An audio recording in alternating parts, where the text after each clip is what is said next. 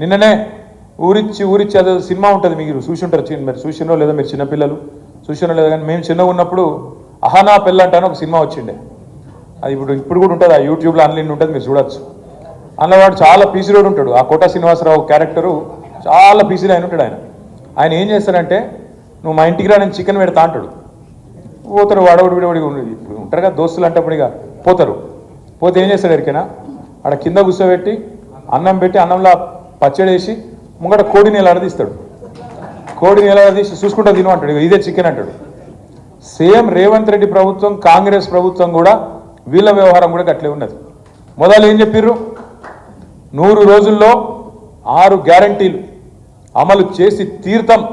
6 అయినా సరే, భూమి ఆకాశం ఒకటైనా సరే, ఇటు ఉదయించే సూర్యుడు అటు ఉదయించినా సరే చేసి చూపెడతా అని చెప్పి గంభీరమైన డైలాగులు. సినిమాలలో పాత ఎన్టీఆర్ కూడా కొట్టపోతున్నాయి, అసలు డైలాగులు కొట్టి అసలు ఇది చేస్తాం అది చేస్తాం పొడి చేస్తాం, మేము లేస్తే మనుషులమే కాదు అని అటు డైలాగులు దంచి 420 హామీలు 420 హామీలు ఇచ్చి గెలిచి అధికారంలోకి వచ్చినాక ఇప్పుడు ఇది 14వ నెలనో 15వ నెలనో నడుస్తుంది. ఇప్పుడు సిగ్గు లేకుండా ఇప్పటికి కూడా అబద్ధాలు చెప్తా ఉన్నారు. అబద్ధాలు చెప్తే కూడా మరి ఎవరో చిన్న సోషల్ మీడియాలో పనిచేసే కాంగ్రెస్ కార్యకర్తనో ఐటీ సెల్లో పనిచేసే ఒక పిల్లగాడో పిల్లనో అబద్ధం చెప్పినట్టే అర్థం ఉంటుంది. కానీ ముఖ్యమంత్రి ఉప ముఖ్యమంత్రి వాళ్ళు నిన్న మాట్లాడిన మాటలు వింటే నవ్వాలని ఏడవాలని తెలుస్తలేదు.